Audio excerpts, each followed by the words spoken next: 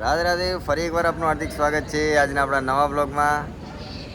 શ્રાવણ મહિનાનો ઉત્સવ ચાલી રહ્યો છે અને બાંકે બિહારી ધામમાં હિંડોળા મહોત્સવ પણ ખૂબ સરસ રીતે જોરશોરથી ચાલી રહ્યો છે। આપણે કથામાં અને વિડીયોમાં પણ અલગ અલગ હિંડોળા જોયા હશે અને આવતીકાલે એક સરસ ખૂબ વિશેષ એવો હિંડોળો છે સાવન ભાદરનો। એમાં ઠાકોરજી એક વન્ય જીવનમાં એક વન બનાવીશું આપણે અને એની અંદર ઠાકોરજી હિંડોળા ઝૂલશે। તો આવો, અત્યારે બધા ભક્તો બાંકે બિહારી ધામના દરેક સેવકો બાંકે બિહારી ધામ આશ્રમ આવી ગયા છે અને હિંડોળાની તૈયારી કરી રહ્યા છે સાવન ભાદોની। તો આવો સૌ ભેગા મળીને સાવન ભાદોની તૈયારી કરીએ।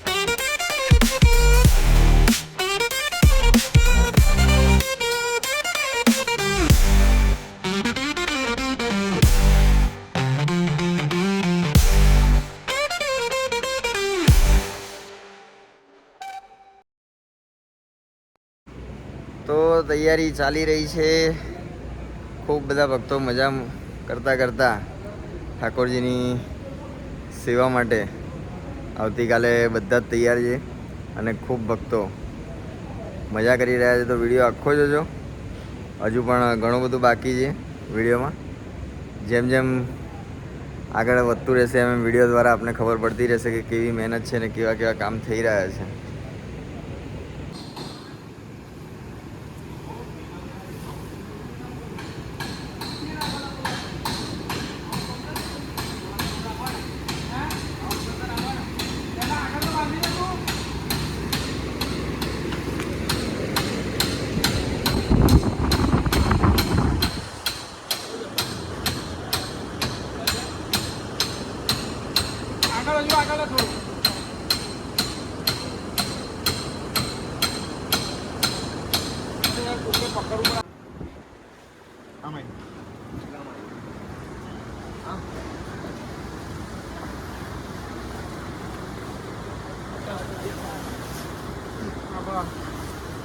નજીક નજીક લટકાવજો બકા, પાછળનું ભરેલું લાગે ને એટલે પછી બહુ પાછળ ના લટકાવો પડે, પાછળ છૂટા છૂટા જ લગાવે।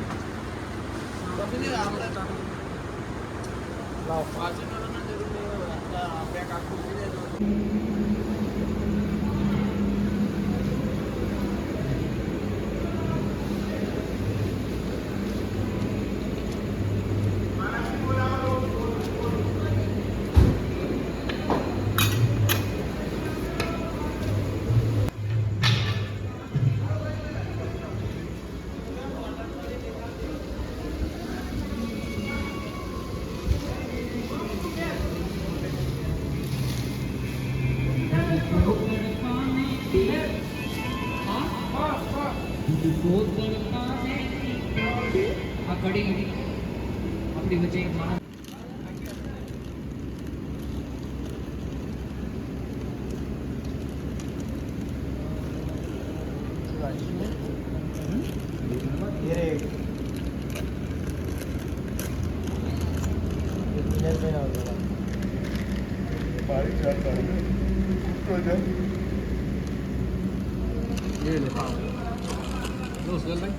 हाँ